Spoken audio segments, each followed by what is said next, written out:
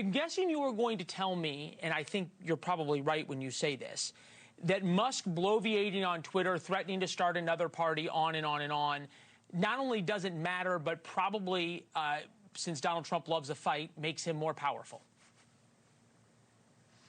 Well, first of all, I have to scold you and Cuomo. You look like pinheads on parade when you two got together. You're way too hard on Johnson. Johnson's got to make a decision. Gives a flawed bill and an enormous tax rise that would throw the country into recession. So what would you do, Leland? Totally agree. I mean, come on. All right, so don't Well, I guess scorch Johnson. He's man enough to come on and explain it. So give him a break. He has to make a tough decision. Okay. You just asked me a question. You want me to answer it or not? Nah, I don't really care what you think. Okay. Okay. No, I'm just giving you a little jazz. You and Cuomo were way too hard on Johnson. Johnson's making his decision. I admire Johnson showing up. I admire Johnson showing up. The most Him going on important for thing is... You would not, Bill, you wouldn't have let Ron Johnson go on for 4 minutes and go No, I wouldn't have, but I wouldn't have done... points, none of which were sequiturs. And I wouldn't have done a 16-minute monologue that Cuomo did to start a show. And I'm not undermining him. I mean, I'm a boom, boom, let's get to it. I don't want to ruminate and philosophize. And so let me get down to it, because this all ties in to what you want to know. The bill is a bunch of bull, but there's no choice in this time in history. The Democrats don't want to cut any entitlement spending or supervise who gets it, or keep it away from undocumented people, or do anything. They'll cut border funding, they'll cut defense, that's all. There's not one Democrat on Capitol Hill, not one, who will vote for this bill, because it doesn't cut Medicaid. That's a lie that's spewed out over and over by the corrupt TV journalists, so-called, all right? It supervises. It does exactly what Bill Clinton did in '92, saying if you don't look for work and you're able-bodied and you don't have a kid in the house, you're not getting it, okay? And that is fair to the hardworking people who are paying their taxes and don't want a bunch of drug-addicted layabouts gaming the system. Am I clear, as Jack Nicholson once said? Yeah, crystal clear, Jack. But I think what I was going to say... crystal clear. Yeah, I thought you were going to go to the direction of how there were a bunch of Democrats that just voted against taking Medicaid away from illegal immigrants, which should pass 100-0, right? And taking SNAP benefits away from illegal immigrants. Of course they are. Right. I thought that's where you were going to go, but they didn't. It was 56-43. They needed 60 votes in the Senate. I think this is interesting, but just the fact that it was Donald Trump has done something. Right. Well, it shouldn't have been. The fact that Democrats can't say illegal immigrants. Okay. No, I'm just asking. Are we in a different time now that Donald Trump? Let me answer. Trump is more powerful than it ever has. Okay. Dwight Eisenhower is more powerful than Donald Trump, okay, as president. Now, Eisenhower didn't flaunt it like Trump is flaunting it. He's watched the producers too many times, Zero Mostel. He's flaunting it. But here's the situation. It's all about Trump's legacy. He's got to get the bill passed.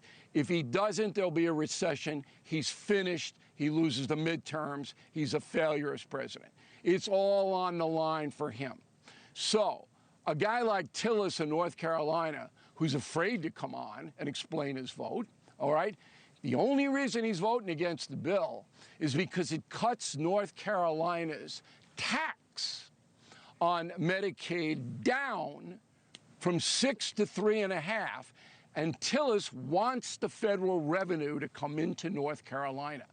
That's it, okay? He doesn't care about people losing or this. Nobody's losing anything unless you refuse to look for work. That is the truth. And if you watch all the television networks, they just lie about it every single day. Okay, well, so we have it, and our viewers know that. But I want to get... Okay. You want Musk, though, right? You want Musk? Yeah. I don't think Musk matters. Okay. I think it's a lot about the energy credit, too. Different cat. Musk wants to slash government spending like crazy across the board, okay?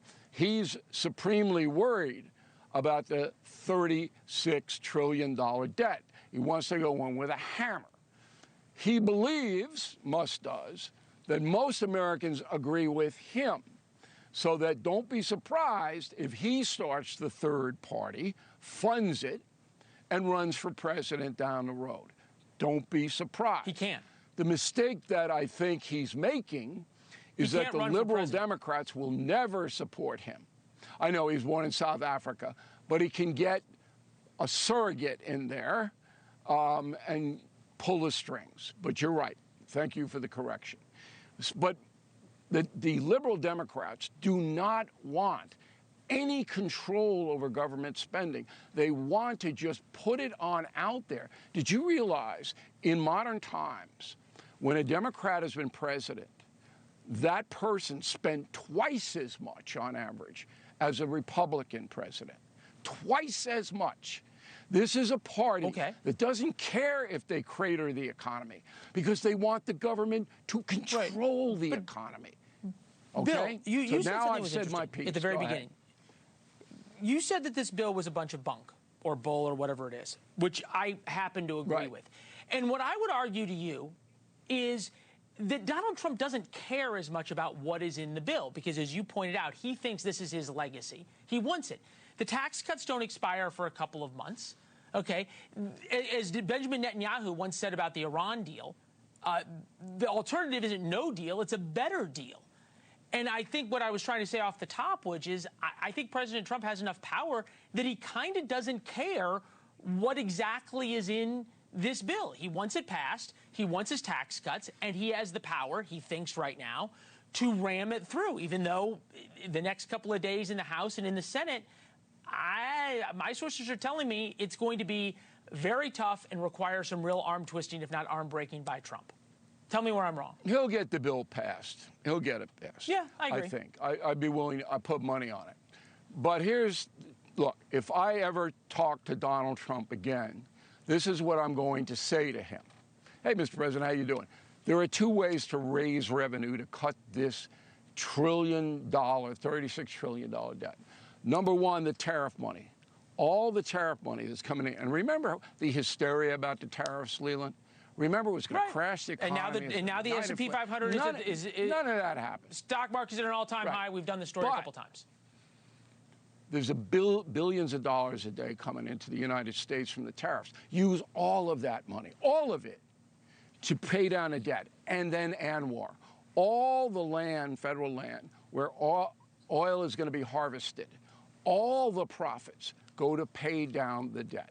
Now, those bills can be introduced and passed by Congress so that there can be a supply side to get this government spending down. You just have to be creative and look at the landscape. Now, I think Trump would support that after the fact. Does he really care, though? Right now, he is going for no tax rise. That's what he wants. Well, not only is he going for no tax rise, but he wants no taxes on tips and no taxes on overtime. There are massive tax cuts. All of that is way more than just okay. But there are things that are going here. What I think is interesting is you say this is a must make or break moment right now for Donald Trump in these days.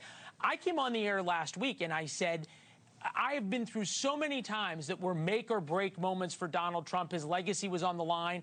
And that wasn't true at any moment. This is a guy who got convicted of 34 felonies and ended up as president of the United States. There are no make or break moments in Trump, and you seem to say that this is that moment. Yeah, I'm right as usual, and you're wrong. Because if a recession hits, Donald Trump's second term is over. He'll lose the midterms, he'll lose Congress, he'll get nothing done, he'll go down in history as a failed president.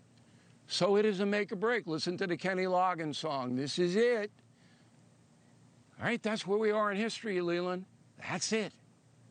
So he'll get the bill passed. He'll threaten the senators.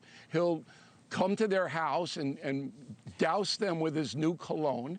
He'll do anything he has to do to get it passed. He played golf with a bunch. It's all about Yeah.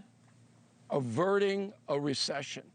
A tax rise at this point, when the consumer is strapped, okay, will throw this country into recession. And that's what it's all about. Well, you have laid out the stakes as quite high, both for the country and for the president. And if there's anybody who is able to get it passed or get anything right now through Congress, it would be Donald Trump, as we've seen. Bill, it's always good to see you. Okay, one more thing, because you forgot this in a lead. I have a new YouTube channel, which has more than 1 million subscribers. And I want people to check it out. It's free. It's youtube.com, and a little slash O'Reilly, Bill O'Reilly. And I'm doing why the mullahs are cowards, but Putin is not a coward, off my new book, Okay. Confronting Evil, out September 9th. It's a really interesting commentary. Maybe we'll talk about it next week. Thanks for having me on. Appreciate it. Sorry I called you and Cuomo pinheads, but I couldn't restrain myself. No, you know what, Bill? I've been called a lot worse in my life. So happy 4th to you, and we will talk soon. Thank you for watching. Subscribe below and download our NewsNation app right now on your phone, and you will get fact-based, unbiased news for all Americans.